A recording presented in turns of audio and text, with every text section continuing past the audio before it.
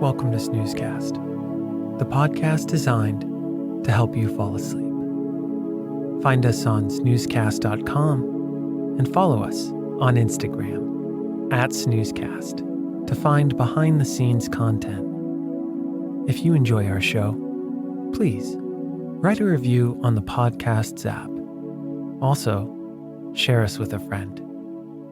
Please know that we read and appreciate every single one.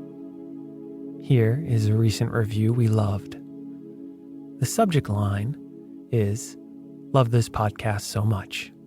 It goes, "This podcast is the best for sleeping, and sleep is very important to life, so I would say this podcast is essential. I am asleep in 10 minutes. I love falling asleep every night to a soothing story. I look forward to picking out a new episode every night or re-listening to some of my favorites.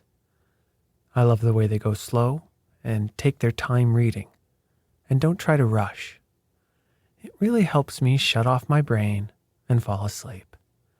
Honestly, this podcast might possibly be the best podcast ever created, in my opinion."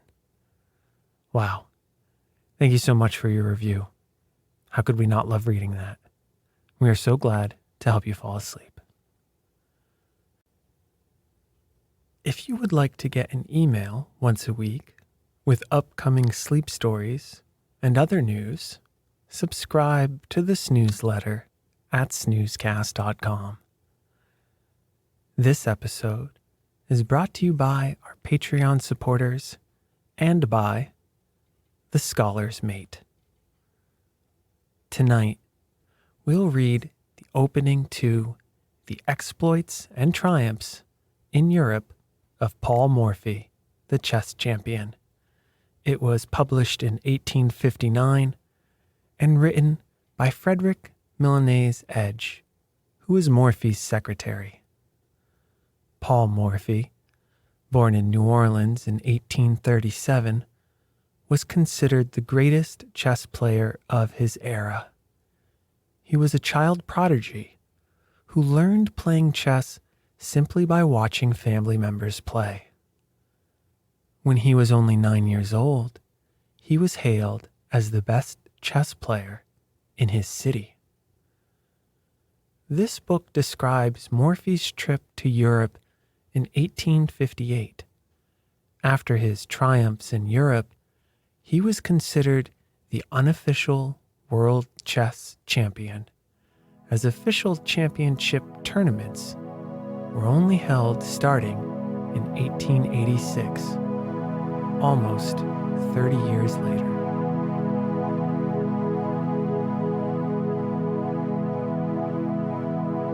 Let's get cozy.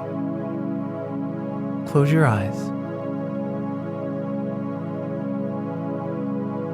Relax your body into the softness of your bed.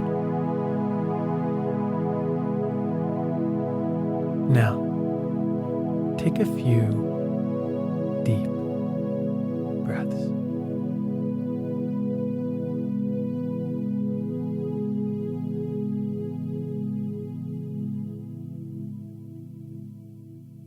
Chapter 1: Morphy's First Games. Paul Morphy's father, Judge Morphy, of the Supreme Court of Louisiana, beguiled his leisure hours with the fascinations of chess, and finding a precocious aptitude for the game in his son, he taught him the moves and the value of the various pieces in the language of somebody. To teach the young Paul chess, his leisure he'd employ, until at last the old man was beaten by the boy.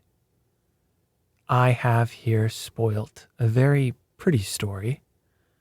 The report in chess circles is that the young Paul learned the moves from seeing his father play with his uncle, Mr. Ernest Morphy, long ranking amongst the first players in the Union, and one of the brightest living ornaments of American chess. One evening, so runs the tale, this gentleman awaited the arrival of the judge, when Master Paul impudently offered to be his antagonist. What was the uncle's astonishment at finding the stripling a match for his deepest combinations? And what the father's surprise on discovering a very Philidor in his son of 10 years. Deschapelles became a first-rate player in 3 days, at the age of something like 30. Nobody ever believed the statement, not even Deschapelles himself, although his biographer declares he had told the lie so often that he at last forgot the facts of the case. But the story about Morphy beats the Deschapelles story in the proportion of 30 to 10. I sorrowfully confess that my hero's unromantic regard for truth makes him characterize the above statement as a humbug and an impossibility. Paul's genius for chess was, very properly, not permitted to interfere with his educational pursuits. At college, in South Carolina, until 18 years of age, he had but little time for indulgence in his favorite game, nor did he find anyone capable of contending with him. When the vacations allowed of his playing against such adepts as his father and uncle, or such well-known paladins as Mr. Ernest Rousseau of New Orleans and Judge Meek of Alabama, he soon showed himself superior to all antagonists. In the autumn of 1849, Herr Lowenthal, the celebrated Hungarian player, visited the Crescent City, and out of 3 games against the young Paul, then but 12 years old, he lost 2 and drew 1.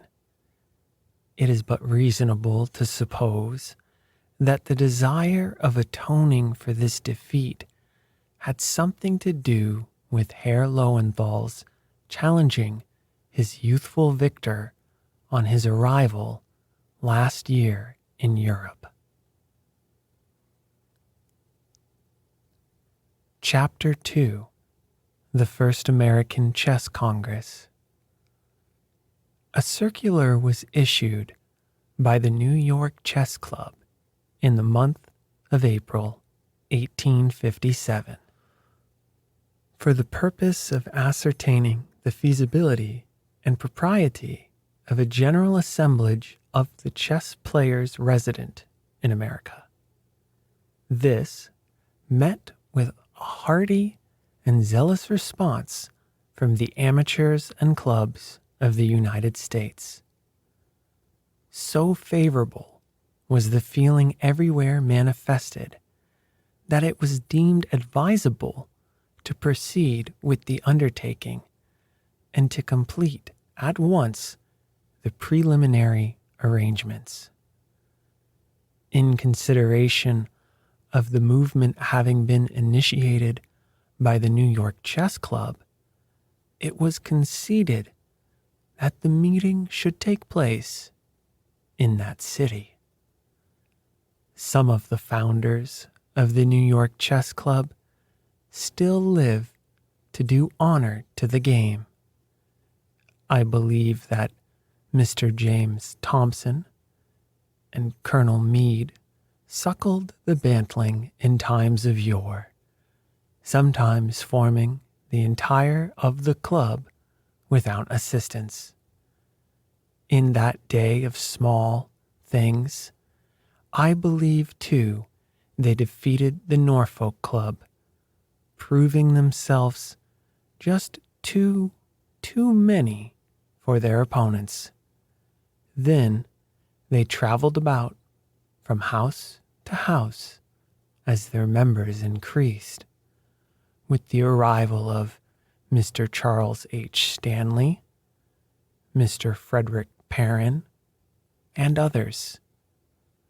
About 1855 or 1856, the club made the acquisition of two enterprising young players, Mr. Theodore Lichtenstein and Mr. Daniel W. Fisk. And to the latter gentleman is due the credit of first suggesting this chess congress, which made known to fame the genius of Paul Morphy. In the summer of 1857, being then engaged on the New York Herald, I used occasionally to tumble into the basement of an edifice opposite the newspaper office, where a jolly, fat German, with a never-to-be-remembered name, regaled his visitors upon sausages and lager. One afternoon, being engaged in a game with a brother reporter, a gentleman whom I subsequently learned was Mr. Theodore Lichtenstein, stepped up to us and put into our hands the prospectus of the approaching chess congress, stating his opinion that an event of so much importance merited newspaper publicity. So began my acquaintance with American chess amateurs. Although possessing but little skill as a player, I had a strong liking for the game and determined that everything in my power should be done to render the meeting successful. My visits to the saloon and eventually to the club became frequent, and the committee of management, finding that I both could and would work, did me the honor of appointing me one of the secretaries. The Congress was advertised to open on the 6th of October, but players began to arrive some weeks previously. First of all came Judge Meek of Alabama, a truly imposing specimen of a man. Soon after him followed Mr. Lewis Paulson from Dubuque, Iowa, whose astonishing blindfold feats out west were the theme of general talk and almost total disbelief amongst Eastern players. From Judge Meek, we first heard of Paul Morphy's wondrous strength.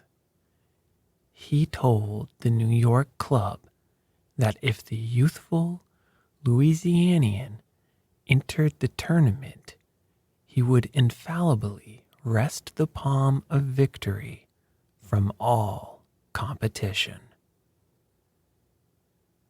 We were much afraid, nevertheless, that Mr. Morphy would be unable to quit his legal studies for the purpose of attending the Congress.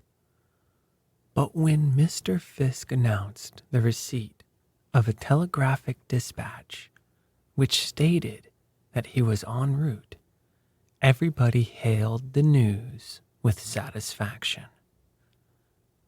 Mr. Paulson now came to the support of Judge Meek and declared that Paul Morphy would carry off the first prize in the tournament, giving, as the grounds of his opinion, some 2 or 3 published games of the young Louisianian, which he considered worthy to rank with the finest masterpieces of chess strategy. Fate brought the young hero safely to New York, some 2 days before the assembling Congress. Who that was present that evening does not remember Paul Morphy's first appearance at the New York Chess Club? The secretary, Mr. Frederick Milnes, valorously offered to be his first antagonist and presented about the same resistance as a mosquito to an avalanche. Then who should enter the room but the warrior Stanley, tomahawk in one hand? Loud cries were made for Stanley, Stanley, and Mr. Perrin resigned his seat to the newcomer in deference to so general a request. Thus commenced a contest, or rather a succession of contests, in which Mr. Stanley was indeed astonished. Mate followed upon mate, until he arose from his chair in bewildered defeat. The following day, the assembled delegates and amateurs from the various clubs organized the Congress by the election of a president in the person of Judge Meek, with Mr. Fisk as secretary, 4 assistant secretaries, marshals, treasurer, etc. All these matters of detail, as well as the games played, the laws passed, etc., etc., will eventually appear in the long-looked-for Book of the Congress, forthcoming with the completion of the British Museum Catalogue.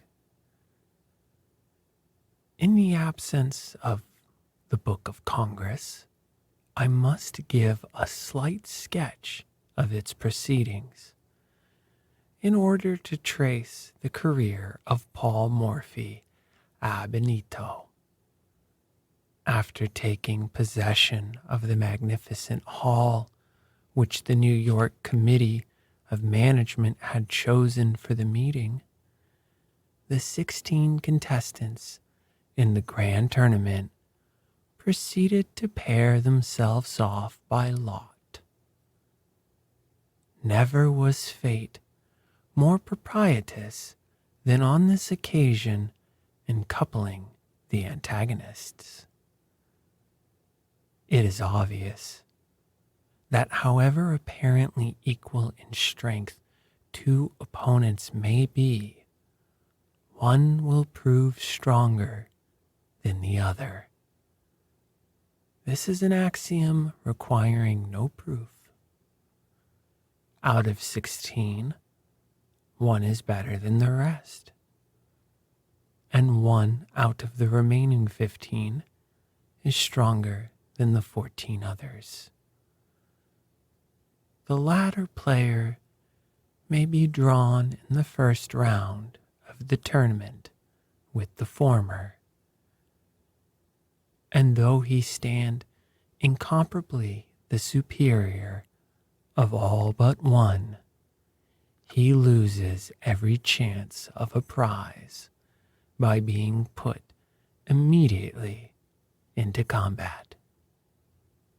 Amongst the 16 players who entered the lists, 2 were unmistakably the strongest, namely Morphy and Paulson, and much fear was manifested lest they might be drawn together in the first round. Such, however, was not the case. Mr. Paulson was coupled with Mr. Dennis Julian, the well-known problem maker, and a gentleman whose hospitality to chess players scarcely requires praise from me. Mr. Julian had allowed his name to be entered in the grand tournament in the absence of the representative of Connecticut, Mr. Calthrop, but the latter player arriving shortly after, Mr. Julian was but too happy to resign in his favor. Mr. Morphy's antagonist was Mr. James Thompson of New York, a gentleman who finished his chess education at London, noted for the brilliancy and daring of his attack and his pertinacity in playing the Evans Gambit wherever he has a chance. If Mr. Thompson had not been pitted against such a terrible opponent in the first round, he would have tested the power of some of the other players. Mr. Morphy's second opponent was Judge Meek. As they took their seats opposite each other, one thought of David and Goliath. Not that the judge gasconaded in any wise after the fashion of the tall Philistine, for modesty adorns all his actions. But there was as much difference in cubic contents between the two antagonists as between the son of Jesse and the bully of Gath, and in both cases the little one came out biggest. Judge Meek sat down with an evident conviction of the result, and although he assured his youthful opponent that if he continued mating him without ever allowing him the least chance, he would put him in his pocket, he consoled himself with the reflection that Paul Morphy would serve everybody else as he served him. Hitherto, our hero had won every game. In the third round, he encountered the strongest player of the New York club, Mr. Theodore Lichtenstein, an admirable exponent of the Berlin School of Play.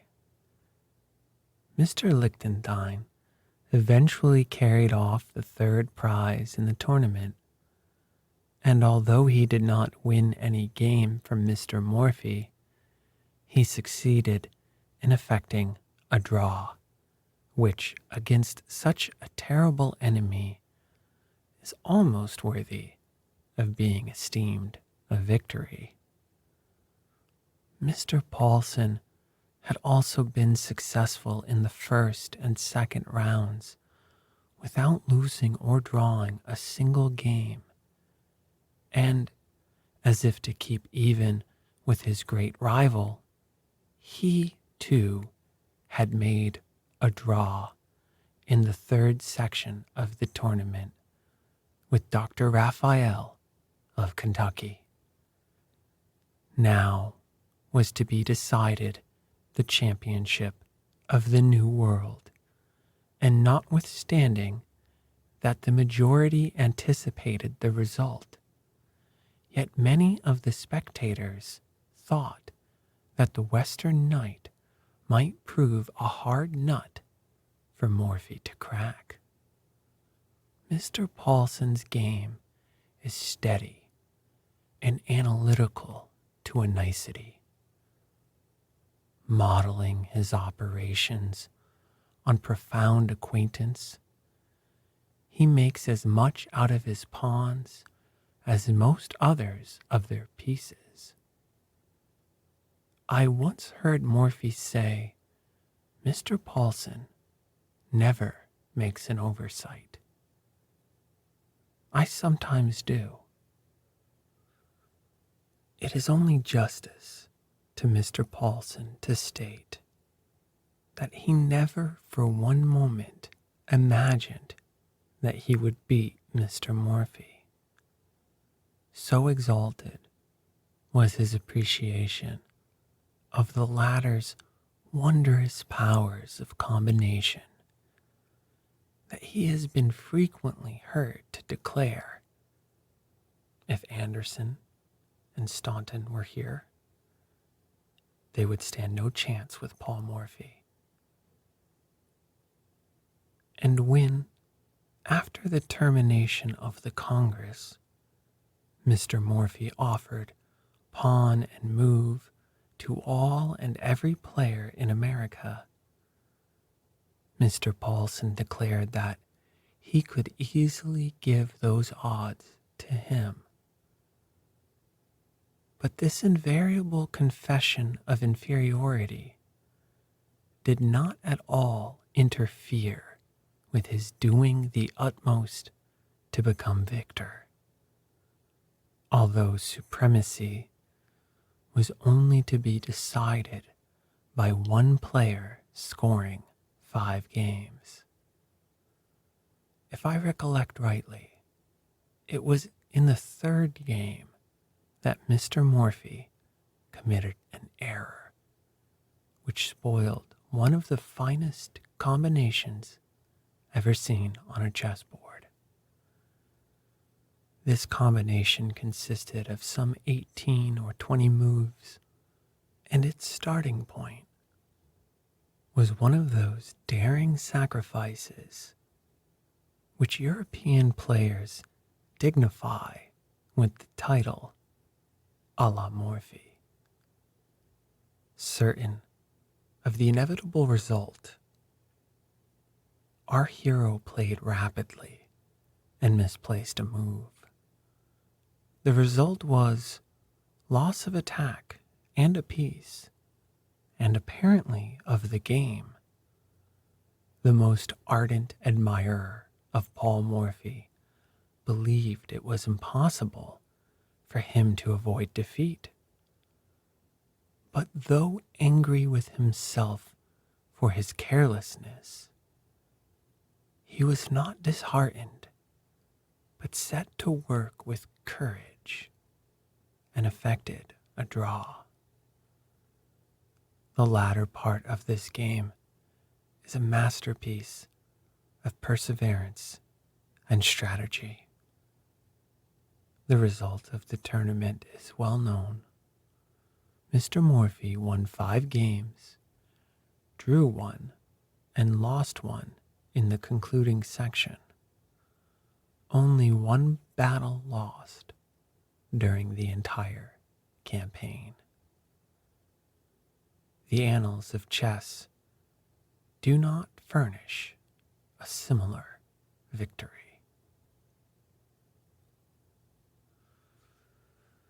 Chapter 3.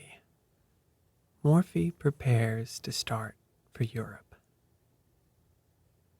Arriving in Europe 3 months before Mr. Morphy, I was in some sort, not from any consent or knowledge on his part, his avid courier, and the fact of my having been one of the secretaries at the New York Chess Congress, joined to my acquaintance with him, afforded me the opportunity of conversing frequently with prominent English players in reference to this new meteor in the chess firmament.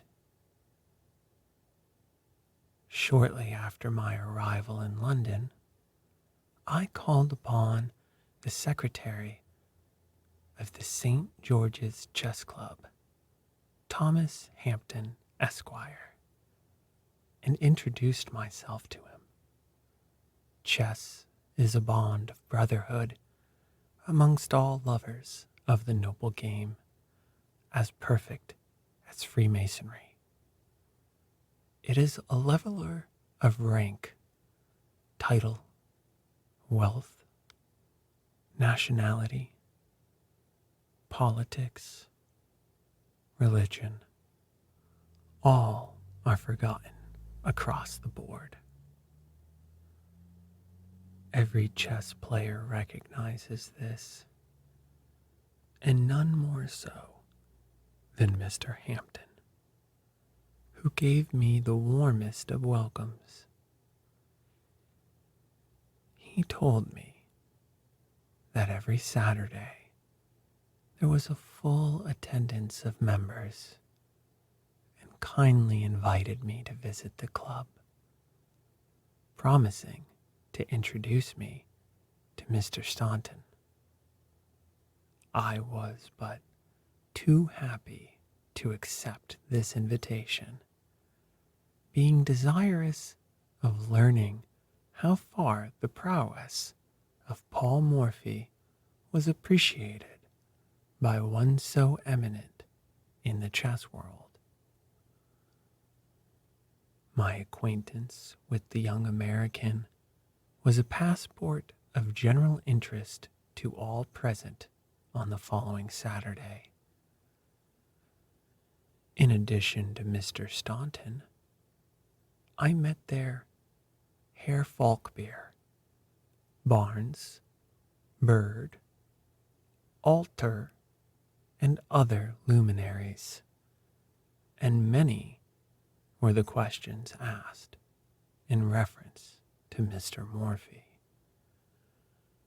But I am bound to say that the feeling with which he was regarded in the United States was not participated in by English players. I was told by one gentleman, Mr. Morphy's games are very pretty, but they will not bear the test of analysis. Another said, and his opinion was universally endorsed, it is quite possible that Mr. Morphy may arrive at the highest rank, nay, even that he may become the best, but he cannot have the strength his admiring countrymen wish to believe. Chess requires many long years of attentive study and frequent play with the best players, and neither of these your friend has had. Depend upon it, he will find European amateurs very different opponents from those he has hitherto encountered. This rather nettled me, but it was reasonable and just.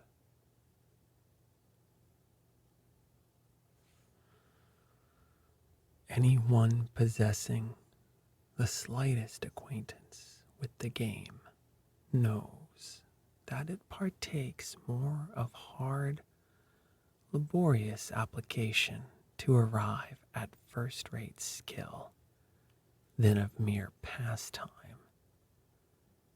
Very few of Morphy's games had been seen in Europe, and his opponents were not, certainly, of a class to rank with the Stauntons, Lowenthals, and Andersons of the old world. Was it reasonable to suppose that a youth, just out of his teens, who had devoted but little time to chess, and who was about to meet first-rate players for the first time, should possess the experience and lore of men double his age? At the present time, now that he has unmistakably proved himself the superior of all living players, I feel utterly at a loss to solve the problem of his skill. At college, until 8 18 years old. What time could he find there, except out of school hours for the required practice? And what antagonists worthy of him? From 18 to 20, he was engaged in reading for the bar. During that period, he was as frequent a visitor at the chess club as circumstances would permit, but certainly not sufficiently so to increase his strength. Who were his antagonists? His father had almost entirely abandoned chess. Mr. Ernest Morphy had settled in the West, and Mr. Rousseau, absorbed in the sterner duties of life, held the same relation to the game as Mr. Lewis in England. To one and all of his opponents, except these gentlemen, he could give the rook. And playing at odds is somewhat different from contending with even players. He met strong players for the first time at New York. Paulson, Liechtenstein, Thompson, Montgomery were all northern players and new to him, and vastly superior to the antagonists he had previously encountered. There is but one way to account for his annihilation of all precedent. His skill is intuitive, and I doubt much whether his memory has been of assistance to him. In answer to a gentleman in Paris as to whether he had not studied many works on chess,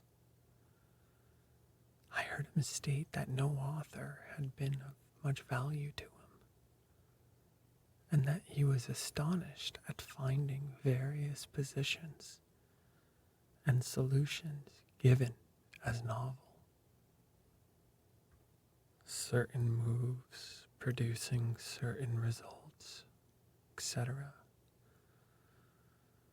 For that he had made the same deductions himself as necessary consequences. In like manner, Newton demonstrated in his own mind. Morphy's achievements at the Congress in New York induced many to believe that America now possessed a champion capable of contending with the proficients of Europe, and it was proposed that he should be backed by the American Chess Association against any player who would take up the challenge. I'm sorry to say that the action of certain prominent men prevented the gauntlet being thrown down. These gentlemen said, "He beats us because he is better versed in the openings. But such players as Lowenthal and Harwitz will be too strong for him. He wants experience. And were we to make this national challenge, we should appear ridiculous when our champion is defeated, which he certainly would be." The proposal, however, got noised abroad, and the following paragraph appeared in consequence in the Illustrated London News. The American Chess Association, it is reported, are about to challenge any player in Europe to contest a match with the young victor in the late passage at arms for from 2,000 to 5,000 aside, the place of meeting being New York. If the battleground were to be London or Paris, there can be little doubt, we apprehend, that a European champion would be found. But the best players in Europe are not chess professionals, but have others and more serious avocations, the interests of which forbid such an expenditure of time as is required for a voyage to the United States and back again. I would say, by way of parentheses, that such a being as a professional chess player does not exist in the United States. Paulson is a tobacco broker with tendencies to speculating in corner lots. Western men know what that means. Liechtenstein deals in dry goods, dry wines, and Italian opera. Thompson is the proprietor of a magnificent restaurant.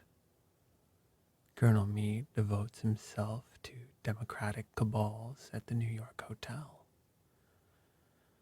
Fisk is a mixture of the Chess Monthly, the Astor Library, and Scandinavian literature.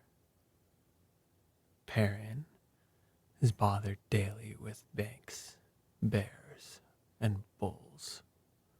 Chess professionals indeed. They do not grow